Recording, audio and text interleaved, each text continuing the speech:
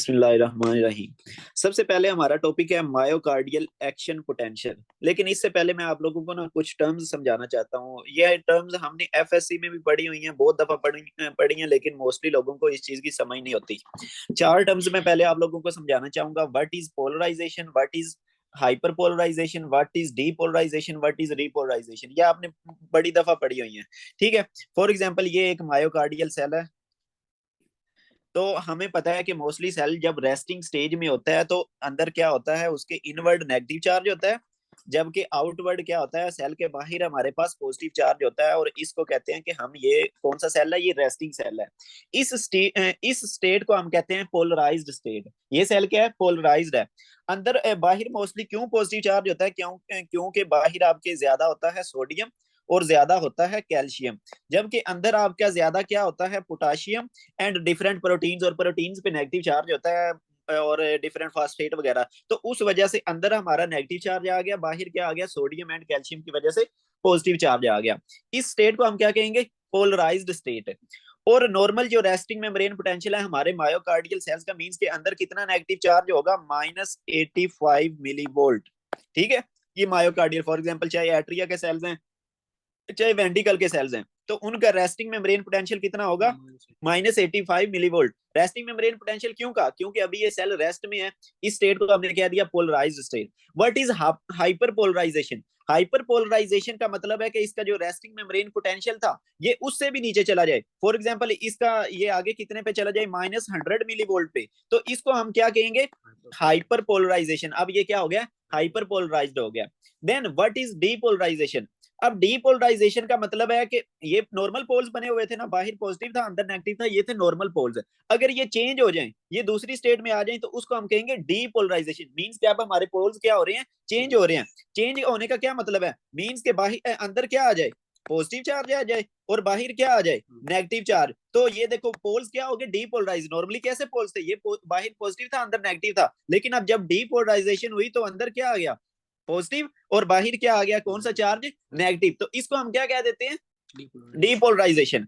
अब देखो, इस पोल्स ने जब ये डीपोलराइज्ड हो गए तो इसको हम कहते होते हैं एक्शन पोटेंशियल। अब क्या है, एक्शन पोटेंशियल है, ठीक है। देन ये दोबारा क्या करेंगे, दोबारा इसी स्टेट में आएंगे, कौन सी, पोलराइज्ड वाली स्टेट में। दोबारा कौन सी स्टेट में आएंगे, ये वाली स्टेट में, मींस के जिसमें बाहर पॉजिटिव है अंदर क्या है, नेगेटिव है, ठीक है। तो इस प्रोसेस को हम कहते हैं रीपोलराइजेशन। रिपोलराइजेशन में क्या होगा, मींस के दोबारा यही स्टेट आनी है, दोबारा कौन सी स्टेट आनी है, ये वाली। अंदर मींस के अंदर नेगेटिव है, देन बाहर क्या, पॉजिटिव। तो इस तरह आई होप कि आप लोगों का depolarisation, repolarisation, polarisation and then hyper polarisation का कंसेप्ट हो गया क्लियर, ठीक है। अब ये सारी टर्म्स हमारी इधर यूज होनी है, इस वजह से मैंने आप लोगों को पहले बता दी। अब ये उसने क्या बनाया हुआ है, हमारा एक सेल बनाया हुआ है, मायोसाइट बनाया हुआ है, एट्रिया का वेंटिकल का एक सेल उसने बनाया हुआ है। इसमें आपने जो चीज याद रखनी है अबाउट द मूवमेंट ऑफ फाइंस, वो आपने याद रखना है नाक साक, ठीक है। ये चीज आपने याद रखनी है, क्या, नाक साक। तो मैं आप लोगों को बताता हूँ नाक साक का क्या मतलब है। मैंने आप लोगों को क्या बताया कि नॉर्मली क्या होता है, आपका रेस्टिंग मेम्ब्रेन पोटेंशियल जो हमारे मायोकार्डियल सेल्स का है वो कितना है, -85 मिलीवोल्ट। ये कितना होगा, -85 मिलीवोल्ट। देन देखो ये क्या होना शुरू हो जाएगा, इसकी डीपोलराइजेशन होनी शुरू हो जाएगी। डीपोलराइजेशन मींस के अंदर क्या है, पॉजिटिव चार्ज बढ़ना शुरू हो जाएगा, अंदर क्या है, पॉजिटिव चार्ज बढ़ना शुरू हो गया। उसको हमने क्या कहा था, डीपोलराइजेशन। मींस के अंदर अब क्या हो रही है, पॉजिटिव चार्ज बढ़ना शुरू हो गया। देन जब ये पहुंचता है -70 मिलीवोल्ट पे, कहां पे, -70 मिलीवोल्ट पे, इसको हम कहते हैं थ्रेश होल्ड पोटेंशियल। ये क्या है, थ्रेश होल्ड पोटेंशियल है। अब जब ये इस वोल्टेज पे पहुंचेगा ना, मींस के अंदर अब क्या हो गया, -70 मिलीवोल्ट। इस सेल के अंदर अब जो चार्ज है ना वो कितना है, -70। तो ये क्या करेगा, इधर एक specific type of channels open हो जाएंगे, कौन से, sodium channels, fast sodium channels. तो उनकी वजह से क्या होगा, बाहर मैंने आप लोगों को बताया था सोडियम क्या थी, सेल के बाहर सोडियम ज्यादा थी, तो इधर जो सोडियम है वो भाग के क्या आएगी, सेल के अंदर आएगी। जब देखो अंदर सोडियम पे कौन सा चार्ज होता है, पॉजिटिव, तो अंदर क्या हो जाएगी, पॉजिटिविटी हो जाएगी ना। तो यही आप देख सकते हो, जैसे जैसे ये जब फेज जीरो हुआ, फेज जीरो के दौरान क्या हुआ, ये देखो, एन ए नाक, एन ए से आपने याद रख लिया फेज जीरो। फेज जीरो से क्या हुआ, फेज जीरो में हमारे पास इनवर्ड सोडियम की मूवमेंट हुई, इनवर्ड सोडियम की मूवमेंट हुई, तो अंदर क्या था, ये जो नेगेटिव चार्ज था ये कन्वर्ट हो गया पॉजिटिव चार्ज में, क्योंकि अंदर अब क्या है, पॉजिटिव चार्ज ज्यादा हो गया। तो ये देखो अंदर क्या हो जाएगी, अब पॉजिटिविटी हो जाएगी, मींस के 0 मिलीवोल्ट से भी ज्यादा आगे पॉजिटिव चार्ज आ जाएगा। ठीक है, अब सोडियम का हो गया कि सोडियम अंदर आया, अंदर हो गई पॉजिटिविटी। जब ये सोडियम अंदर आएगा तो एक specific type of channels open होंगे, पोटाशियम चैनल्स। तो ये देखो सेकंड पे क्या आ गया, पोटाशियम चैनल्स।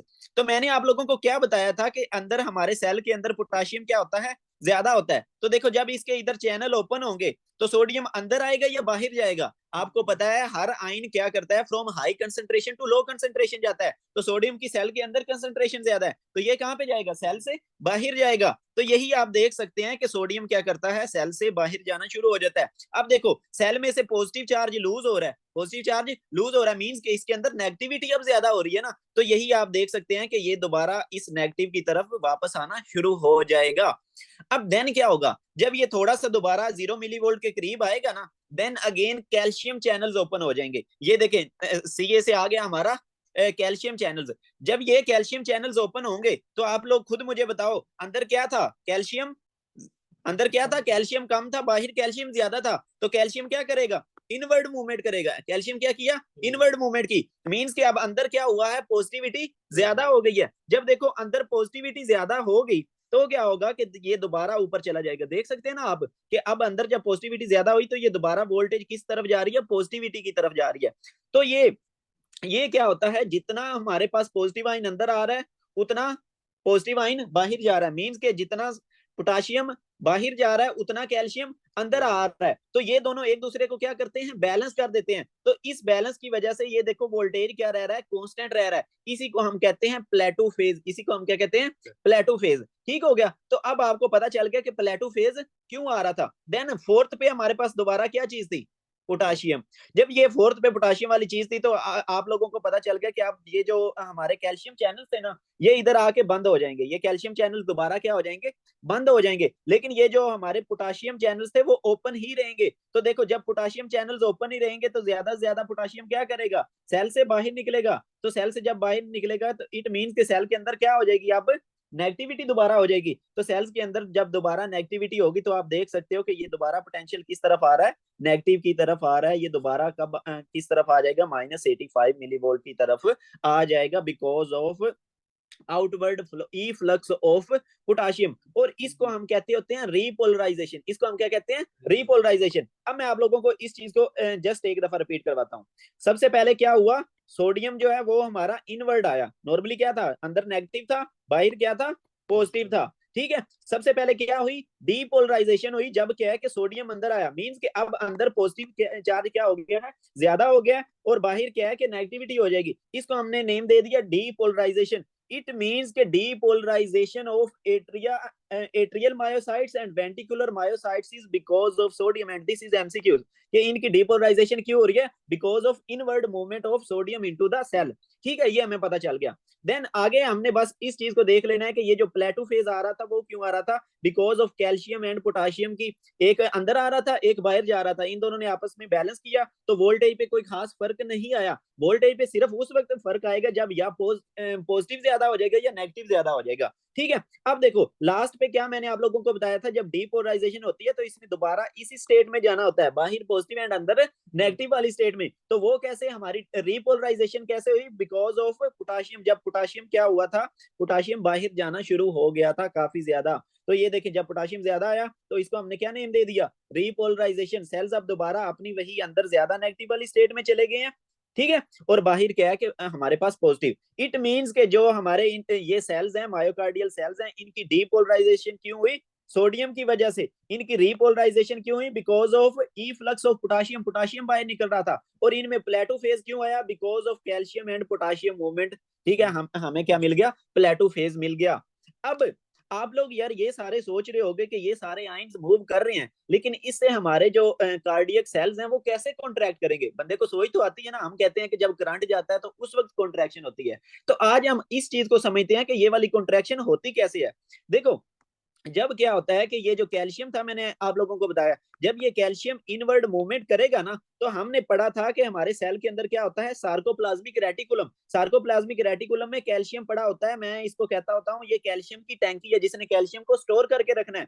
तो देखो जब हमारे बाहर से क्या हुआ, कैल्शियम आया, वो जब ये सारा डीपोलराइजेशन का प्रोसेस हुआ तो कैल्शियम के चैनल्स ओपन हुए थे ना, ये कैल्शियम आएगा और इधर से इंड्यूस करेगा कैल्शियम के रिलीज को, ये हमने पहले भी पढ़ा हुआ है। तो इधर से मजीद कैल्शियम कहाँ आना शुरू हो जाएगा, बाहर आना शुरू हो जाएगा। तो अब देखो हमारे सेल के अंदर क्या हुआ, कैल्शियम बढ़ गया। तो आपको पता है हमारे सेल के अंदर जब कैल्शियम बढ़ता है तो बंदे की क्या होती है, कॉन्ट्रैक्टिलिटी। लेकिन आज हम उस प्रोसेस को भी पढ़ते हैं कि जिसमें इंक्रीज कैल्शियम कॉन्ट्रैक्टिलिटी कैसे करवाता है, उसकी हम आज जरा डिटेल में जाते हैं। फॉर एग्जाम्पल यही मैं उसी सेल को दोबारा बना रहा हूँ। तो इधर क्या होता है हमारे पास जनाब, एक्टिन एंड मायोसिन, ये आपकी वो फाइबर्स हैं जो कि इन्वॉल्व हैं कॉन्ट्रैक्टिलिटी में।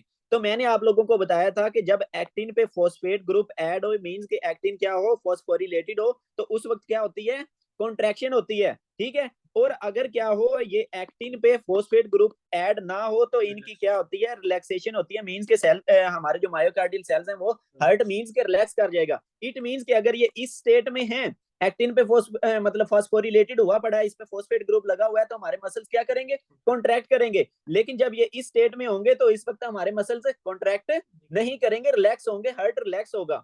तो कैल्शियम अब इधर क्या रोल प्ले करता है, इधर हमारे पास एक प्रोटीन होती है कैलमोड्यूलिन, वो कैल्शियम आके इस कैलमोड्यूलिन प्रोटीन के साथ लगता है और बन जाता है कैल्शियम कैलमोड्यूलिन कम्प्लेक्स। ये कम्प्लेक्स क्या करेगा कि ये इस एक्टिन मायोसिन वाली चेन को ज्यादा से ज्यादा फास्फोरिलेट करवाएगा। कैसे फास्फोरिलेट करवाएगा, इधर हमारे पास एक एंजाइम होता है एमएलसी काइनेज। काइनेज का आप जहां भी नेम सुनो, ये वो एंजाइम होता है जिसका काम होता है फास्फेट ग्रुप को ऐड करना किसी चीज में, ठीक है। तो ये क्या करेगा, इसने हमारा जो कैल्शियम कोलमोडिलन कम्प्लेक्स बना because of increased calcium in the cell, उसने क्या किया, एमएलसी काइनेज को एक्टिवेट किया। तो एमएलसी काइनेज ने क्या किया, फोस्फेट ग्रुप ऐड करना शुरू कर दिया एक्टिन पे। तो ये देखो अब हमारे पास कौन सी स्टेट आ गई, कॉन्ट्रैक्शन वाली स्टेट। मींस कि अब एक्टिन पे फोस्फेट ग्रुप लग गया है और हमारे सेल्स क्या करेंगे, मायोकार्डियल सेल्स कॉन्ट्रैक्ट करेंगे। तो हमें पता चल गया ये सारी जो आयंस की मूवमेंट हो रही थी, ये कॉन्ट्रैक्शन कैसे करवा रही थी, इसने इस तरह हमारे पास कॉन्ट्रैक्शन करवा दी। अब एमसीक्यूज कैसे आता है, एमसीक्यूज इस तरह आता है कि जब आपका कैल्शियम अंदर आएगा तो उस वक्त क्या होता है, इलेक्ट्रिकल एक्टिविटी कन्वर्ट हो जाती है मैकेनिकल एक्टिविटी में। तो आप देख सकते हो कैल्शियम का अंदर आना मींस कि आयन की मूवमेंट हो रही है, इसको हम क्या कहते हैं, इलेक्ट्रिकल एक्टिविटी। और ये इनका कॉन्ट्रैक्ट करना, हमारे मसल्स का कॉन्ट्रैक्ट करना, ये क्या है, ये मैकेनिकल एक्टिविटी है, ठीक है। तो आपने देख लिया, इसको हम क्या कहते हैं, electrical activity converted into mechanical activity. तो आज आई होप आप लोगों को समझ लग गई होगी कि ये जो आयंस मूव कर रहे होते हैं ये कैसे कॉन्ट्रैक्टिलिटी करवाते हैं, ठीक हो गया। अब हम इसी चीज को थोड़ा सा पढ़ते हैं। तो देखिए सबसे पहले क्या था, हमारे पास फेज 0 था, इसमें क्या हुआ, रैपिड अपस्ट्रोक एंड डीपोलराइजेशन हुई। वो हमने देख लिया कि रैपिड डीपोलराइजेशन हुई और उस वक्त क्या हुए थे, voltage gated sodium channels open हुए थे। अब आप लोग एक और कंसेप्ट अपना क्लियर करो, वो ये कि what are voltage gated sodium channels. तो देखो वो चैनल्स जो जब वोल्टेज चेंज होगी तो ओपन होंगे, उनको उसने नेम दे दिया वोल्टेज गेटेड। मींस के जब हमारी वोल्टेज चेंज हो रही है, देखो वोल्टेज कितनी थी, -85 मिली वोल्ट थी। देन इससे ये चेंज कब कहां तक हुई, जो हमारी -85 मिली वोल्ट थी वो कहां पे गई, -70 मिली वोल्ट पे। तो उस वक्त हमारे सोडियम चैनल्स ओपन हुए थे ना, तो इसी वजह से उसने इसको नेम दे दिया वोल्टेज गेटेड सोडियम चैनल्स, जो कि ओपन करेंगे एंड देन क्या होगी, हमारे पास डीपोलराइजेशन होगी। ये हो गया हमारे पास फेज 0 हो गया। देन हम बात करते हैं फेज 1 की। तो फेज 1 में क्या होता है, इनिशियल रीपोलराइजेशन। तो रीपोलराइजेशन मैंने आप लोगों को बताया ना, रीपोलराइजेशन किसकी वजह से हो रही थी, because of E flux of potassium, means के पोटाशियम के बाहर जाने की वजह से क्या हो रही थी, रीपोलराइजेशन। तो ये होती है इनिशियल रीपोलराइजेशन होती है। देन क्या होता है कि ये इनएक्टिवेट हो जाते हैं, हमारे ये जो सोडियम चैनल्स ओपन हुए थे ये अब क्या होंगे, इनएक्टिवेट हो जाएंगे। देन कौन से चैनल्स ओपन होंगे, हमारे ये जो कैल्शियम चैनल्स हैं वो ओपन होंगे। ये देखो इनिशियल रिपोलराइजेशन हुई, उसमें क्या हुआ, इनएक्टिवेट हो गए हमारे सोडियम चैनल, जबकि कौन से चैनल्स ओपन हुए थे, पोटाशियम चैनल्स ओपन हुए थे, ठीक है। देन फेज 2 में क्या हुआ, फेज 2 में आप लोगों को बताया है कि जनाब कैल्शियम चैनल्स ओपन हुए थे, जिसकी वजह से कैल्शियम का इनफ्लक्स हुआ था और पोटाशियम बाहर जा रहा था। क्या हो रहा था, पोटाशियम बाहर जा रहा था, जबकि कैल्शियम अंदर आ रहा था सेल के अंदर, तो इन दोनों ने क्या किया कि अंदर जो दूसरा चार्ज था उसको बैलेंस कर दिया, तो हमारे पास क्या आ गया, प्लेटो फेज। देन मैंने आप लोगों को बताया कि कैल्शियम इनफ्लक्स जो होता है वो ट्रिगर करता है कैल्शियम रिलीज को, कहां से, सार्कोप्लाज्मिक रेटिकुलम से। देन क्या होता है, मायोसाइट्स कॉन्ट्रैक्ट करते हैं, इसी को तो हम कहते हैं एक्साइटेशन कॉन्ट्रैक्शन कपलिंग। ठीक है। देन देखो फेज 3 में क्या हुआ, फेज 3 में रिपोलराइजेशन हो रही थी। रिपोलराइजेशन क्यों होती है, because of potassium efflux due to opening of voltage गेटियम, ये इनका आपने नाम याद रख लेने हैं, वो ये कि इनको हम कहते हैं voltage gated slow delayed rectifier potassium channels. ये ओपन होंगे, इनका स्पेसिफिक नेम है, ये ओपन होंगे, पोटाशियम ज्यादा ज्यादा बाहर जाएगा, तो हमें दोबारा वही सेम स्टेट मिल जाएगी। कौन सी स्टेट, अंदर नेगेटिविटी वाली, अंदर नेगेटिविटी वाली और बाहर पॉजिटिविटी वाली, जिसको हमने क्या नेम दे दिया, रिपोलराइज्ड स्टेट। और इसमें क्या है कि क्लोजर हो जाएगी किन की, कैल्शियम चैनल्स की। वो हमें पता है कि कैल्शियम चैनल इधर आके क्लोज हो जाते हैं, इधर आके कैल्शियम चैनल क्लोज हो जाते हैं। देन सिर्फ बादशाह कौन बन जाता है, पोटाशियम चैनल, जिनसे पोटाशियम ज्यादा से ज्यादा बाहर जाएगा और हमें स्टेट मिल जाएगी। अब देखो ये जब कैल्शियम वाला इनवर्ड मूवमेंट होती है तो उस वक्त क्या हो जाती है, कॉन्ट्रैक्शन। इट मींस के इस फेज के दौरान क्या करेगा, आपका हार्ट कॉन्ट्रैक्ट करेगा। ऐसा ही है ना, इस फेज के दौरान आपका हार्ट, ये वाली जो स्टेट है ना, कौन सी, अंदर पॉजिटिव और बाहर नेगेटिव वाली, ये वो फेज है जब आपका हार्ट क्या कर रहा है, कॉन्ट्रैक्ट कर रहा है। जबकि ये वाली जो फेज है उस वक्त आपका हार्ट क्या कर रहा है, रिलैक्स कर रहा है। इट मींस के ड्यूरिंग रिपोलराइजेशन आपका हार्ट क्या करेगा, रिलैक्स करेगा, जिसको हम कहते हैं वेंटिकुलर डायास्टोल। और जब आपका हार्ट कॉन्ट्रैक्ट कर रहा होता है तो उसको हम क्या कहते हैं, वेंटिकुलर सिस्टोल। ठीक है। तो इसका मतलब है आप लोगों के पास एक और एमसीक्यूज आ गया कि वेंटिकुलर सिस्टोल क्यों हुआ, बिकॉज कैल्शियम अंदर गया। देन वो कपलिंग हुई, कौन सी, एक्साइटेशन एंड कॉन्ट्रैक्शन कपलिंग हुई, तो आपका सिस्टली हुई, वेंटिकुलर सिस्टली हुई। देन जब हमारे पोटाशियम आयंस वो क्या हुए, बाहर गए, तो रिपोलराइजेशन हुई, तो तब हमारा हार्ट स्टोन में आ गया, रिलैक्स कर गया, तो उसे हम कहते हैं वेंटिकुलर डायास्टोल। देन लास्ट पे देखो ये जो 85 -85 मिलीवोल्ट है ना, इसको मेंटेन कौन करके रखे हुआ है, इसको मेंटेन करके रखे हुआ है जनाब, ये हमारे जो पोटाशियम चैनल, पोटाशियम आयन बाहर जा रहा है ना, पोटाशियम का ई फ्लक्स हो रहा है, तो वो इसको मेंटेन करके रखे हुए है। तो ये देखो रेस्टिंग पोटेंशियल क्या है कि high potassium permeability through potassium channels, potassium channels के थ्रू क्या है कि पोटाशियम बाहर जा रहा है, तो उसको हम क्या कह देते हैं, फेज 4। ये आपका मेंटेन करके रखे हुए है इस -85 मिलीवोल्ट वोल्टेज को। और यही एमसीक्यूज आता है कि क्या होता है resting membrane potential of atrial and ventricular myocytes क्या होता है, तो आपको पता होना चाहिए -85 मिलीवोल्ट होता है। देन और एमसीक्यूज आता है कि इसका थ्रेशोल्ड क्या होता है जिस पे जाके सोडियम चैनल्स ओपन होते हैं, तो वो आपको पता होना, ये -70 मिलीवोल्ट होता है। ठीक है। देन आगे चलते हैं। अब देखो वो कहता है कि in contrast to skeletal muscles, जो स्केलेटल मसल्स होते हैं ना, उसमें सिंपल सीन होता है। उसमें सिंपल क्या होता है कि जब सोडियम अंदर आता है तो उसमें डिपोलराइजेशन हो जाती है, जब पोटाशियम बाहर जाता है तो उसमें क्या हो जाती है, रिपोलराइजेशन। जो हमारे स्केलेटल मसल्स, ये स्केलेटल मसल्स कौन से होते हैं यार, ये हमारे बाजुओं के, टांगों के, वो सारे मसल्स हैं, वो कौन से हैं, स्केलेटल मसल्स हैं। ठीक है। तो जब सोडियम क्या करेगा, इनवर्ड आएगा, सेल के अंदर आएगा, तो उस वक्त क्या हो जाएगी, डिपोलराइजेशन। एंड देन जब क्या है, पोटाशियम उनका आउटवर्ड जाता होता है, तो उस वक्त क्या हो जाती है, रिपोलराइजेशन। स्केलेटल मसल में सिंपल सीन होता है, उसमें ये वाला कोई सीन नहीं होता। ये जो कैल्शियम वाला इधर हो रहा है ना, ये प्लेटो फेज आ रहा है कैल्शियम और पोटाशियम की वजह से, उसमें ये वाला नहीं होता, उसमें सिंपल होता है। सोडियम की इनवर्ड मूवमेंट होगी तो क्या हो जाएगा, डिपोलराइजेशन। एंड देन जब पोटाशियम की आउटवर्ड मूवमेंट होगी तो उसका क्या हो जाएगा, रिपोलराइजेशन। तो इसे ही हम देख लेते हैं। Cardiac muscle action potential has a plateau due to calcium influx and potassium efflux. ये जो अभी हमने देख लिया, ये वाली जो चीज है। ठीक है। देन आगे, देन देखो हमारा जो cardiac muscle contraction requires calcium influx from extracellular fluid to induce calcium release from sarcoplasmic reticulum, जिसकी वजह से कैल्शियम इंड्यूस्ड कैल्शियम रिलीज हुआ, वो मैंने आप लोगों को समझा दिया। Cardiac myocytes are electrically coupled to each other by gap junctions. एक और डिफरेंस है स्केलेटल मसल्स में की नर्व ट्रांसमिशन में और कार्डियक मसल्स की नर्व ट्रांसमिशन में, वो ये कि ये जो कार्डियक मसल्स होते हैं ना, कार्डियक मसल सेल्स होते हैं, इनके दरमियान में इस तरह गैप जंक्शंस होते हैं। मींस के इधर पॉजिटिव चार्ज है ना, तो इधर क्या होगा, नेगेटिव चार्ज, मतलब ये सेल रेस्टिंग स्टेज में है, तो ये देखो एक दूसरे को अट्रैक्ट करेंगे ना, तो पॉजिटिव इधर मूव करना शुरू कर देगा। तो इस तरह नर्व की ट्रांसमिशन, मींस के हम जो कहते हैं ना कि साइनोएट्रियल नोड से एट्रियम में करंट फैल रहा है, तो वो करंट इस तरह फैल रहा होता है, जहां पे पॉजिटिव चार्ज होता है वो उस दूसरी सेल्स की तरफ जाना शुरू हो जाएगा थ्रू दीज गैप जंक्शंस। तो ये इस तरह करंट फैलता है। जबकि जो हमारे स्केलेटल मसल्स होते हैं ना, उसमें आप लोगों को पता है कि इस तरह करके साइनेप्सिस होती हैं, ठीक है, हमने वो एफएससी में पढ़ा हुआ है, वो एसिटाइल कोलिन रिलीज होता है, देन सोडियम चैनल्स ओपन होते हैं। खैर उस डिटेल में हमने नहीं जाना, लेकिन ये बस आप लोग याद रख लें कि इधर क्या है, जो हमारे कार्डियक मसल के सेल्स हैं उनमें कैसे ट्रांसमिशन हो रही है करंट की, थ्रू दीज गैप जंक्शंस। ठीक हो गया जी, तो वही उसने लिखा हुआ है। तो ये हो गया हमारा मायोकार्डियल एक्शन पोटेंशियल, मीन के जो एट्रिया के मायोसाइट से, एट्रिया के जो मसल सेल्स थे और जो वेंटिकल के सेल थे, उनमें कैसे ये सारा काम हो रहा था, एक्शन पोटेंशियल और ये सारी चीजें क्या हो रही थी।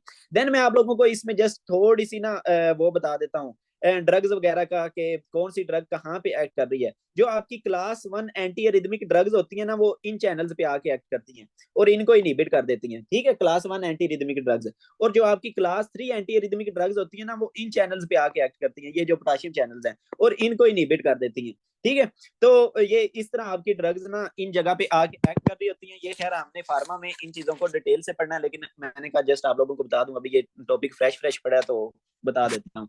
देन जो आपकी कैल्शियम चैनल ब्लॉकर्स होती हैं, वो क्या करेंगी, इधर से ये जो कैल्शियम चैनल्स ओपन हो रहे हैं ना और कैल्शियम इनवर्ड मूवमेंट हो रहा है, तो वो इन चैनल्स को ब्लॉक कर देंगी। आगे आ गया पेस मेकर